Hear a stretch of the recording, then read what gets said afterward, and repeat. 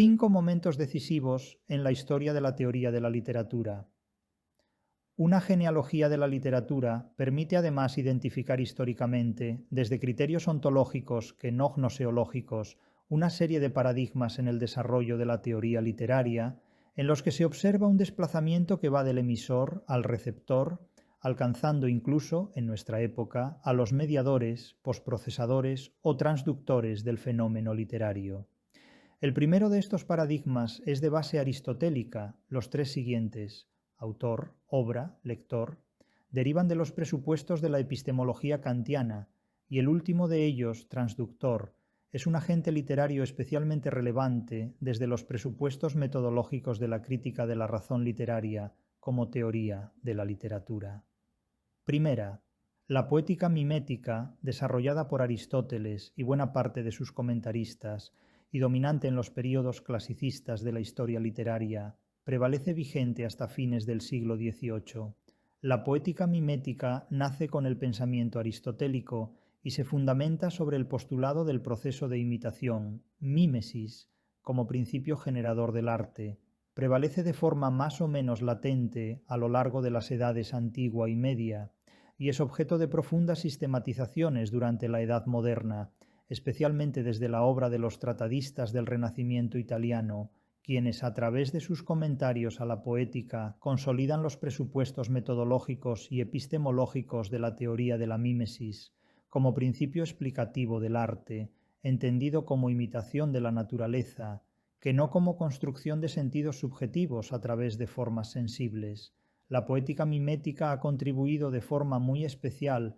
a la configuración de determinadas condiciones que han hecho posible el desarrollo de la ciencia de la literatura, tal como la conocemos en nuestros días. Desde la crítica de la razón literaria como teoría de la literatura, se impugna esta poética de la mímesis por incurrir en la falacia descriptivista, al considerar la materia hipostáticamente, es decir, al margen de una forma interpretativa que la iría descubriendo, desvelando o, simplemente, describiendo. 2. Las poéticas del autor encuentran su nacimiento y justificación en la filosofía alemana de fines del siglo XVIII y adquieren su principal desarrollo a lo largo del siglo XIX-XIX. El pensamiento del idealismo alemán, especialmente la obra de Kant y Fichte, representa el impulso y desarrollo máximos de esta nueva concepción de la poética que desplaza los presupuestos de la teoría aristotélica de la imitación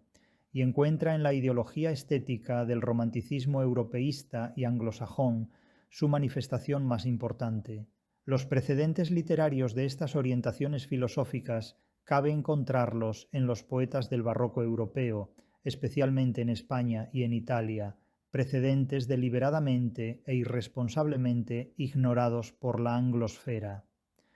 Los nuevos fundamentos epistemológicos, apoyados en las facultades del sujeto y en las posibilidades de su pensamiento idealista, disponen la concepción de la obra literaria como un proceso de creación de sentidos, por parte de su autor, a través de formas sensibles. En consecuencia, la labor literaria se concibe como una labor de creación humana libre, en la que intervienen factores psicológicos e individuales, y no como una copia elaborada mecánicamente, mímesis, a partir de un modelo natural al que se confiere una existencia ontológica fuera del pensamiento humano, dogmatismo. Al igual que la poética mimética, las poéticas del autor incurren en la falacia descriptivista, al dar por supuesta la existencia del autor como una realidad acrítica y a priorística, y no como lo que realmente es, una realidad ontológica y gnoseológica construida por la formalización científica misma de su misma operatoriedad como materia literaria. Tercera, las poéticas formales se interesan por las formas determinadas por su valor funcional en el texto y reconocidas a partir de las diferentes variantes literarias. Dan lugar a métodos que pretenden objetividad en sus logros, pero sin embargo derivan hacia rasgos y propiedades identificables solamente en el discurso, en una amalgama de positivismo e idealismo. Las poéticas morfológicas y funcionales, mensaje, se articulan en torno a la obra en sí y a procedimientos de construcción textual, inmanencia,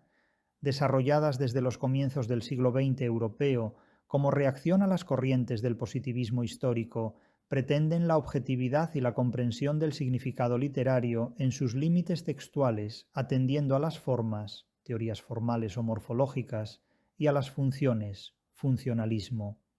Las poéticas formales y estructuralistas incurren en la falacia teoreticista al hipostasiar la forma de la interpretación frente a la realidad ontológica, pragmática y contextual de materiales literarios fundamentales como son el autor, el lector y el crítico o transductor.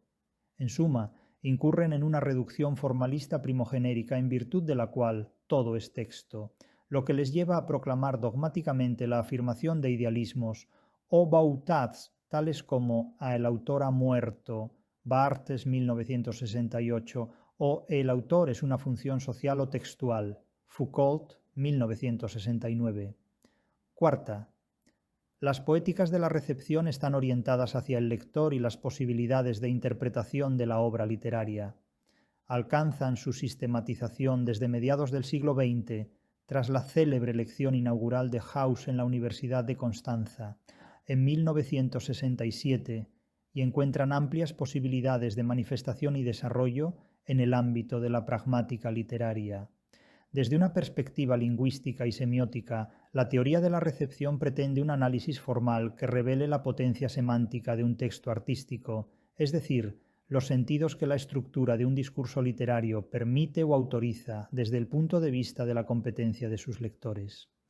El acto de recepción de la obra literaria constituye una operación de interpretación experimental que responde a determinados mecanismos psicológicos, sociales, fenomenológicos, estructuralistas, históricos, etc., que conviene determinar exhaustivamente y que con frecuencia adquieren expresión formal a través de las sucesivas manifestaciones que experimenta el texto literario en su acontecer histórico, una vez que ha salido de manos de su autor y es depositario de múltiples lecturas, interpretaciones y relaciones transtextuales. La poética de la recepción, sin embargo, acaba por considerar el texto como un epifenómeno de la conciencia de un lector modélico e irreal. Incurre en la falacia adecuacionista al establecer una relación de correspondencia, yuxtaposición o adecuación entre el mensaje literario y la subjetividad de la conciencia de un lector ideal e irreal. Quinta, poéticas de la transducción, posprocesamiento, intermediación, transformadores literarios, etc.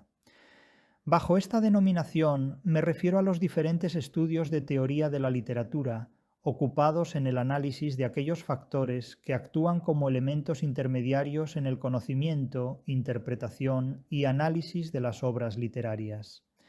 Es el caso de los intermediarios del fenómeno literario, traductores, críticos, profesores, teóricos, divulgadores, censores, artistas, escritores, actores, directores de escena, sofistas, etc., cuya intervención mediatiza siempre la comprensión de aquellas realidades culturales, literarias, que pretenden comunicar. Difícilmente ha sido posible al ser humano acceder en estado puro a una realidad que no fuera su propio pensamiento. Todo lo que hace el hombre significa, y todo lo que significa es objeto de mediación, bien para mejorar sus posibilidades de conocimiento y transmisión, transducción modélica, bien para deteriorarlas o confundirlas, transducción aberrante. Las diferentes corrientes metodológicas ocupadas en el estudio de la acción de los intermediarios, en los procesos de creación y transformación del sentido que se producen en nuestra sociedad, teoría de los polisistemas, ciencia empírica de la literatura, control de los medios de opinión en sociología, etc., encuentran un fundamento común en el análisis de las operaciones de transmisión y transformación del sentido, en que se fundamenta el proceso semiósico de transducción. En la vida social del ser humano existen numerosos intermediarios que transmiten y transforman el sentido de la realidad que comunican, con objeto de actuar sobre los receptores de sus mensajes y ejercer sobre ellos de este modo una relación de dominio, inquietud, orientación, instrucción, vulnerabilidad, ignorancia, desasosiego, incertidumbre, etc., desde la que es posible, en suma, controlar y manipular todas las formas y manifestaciones de la conducta humana. En el ámbito de una teoría de la literatura, de la que el teatro formaría parte esencial, el estudio de los diferentes elementos que intervienen en los procesos de transmisión y transformación del sentido es de gran actualidad, y sus posibilidades de investigación y desarrollo pueden abordarse desde una poética de la transducción.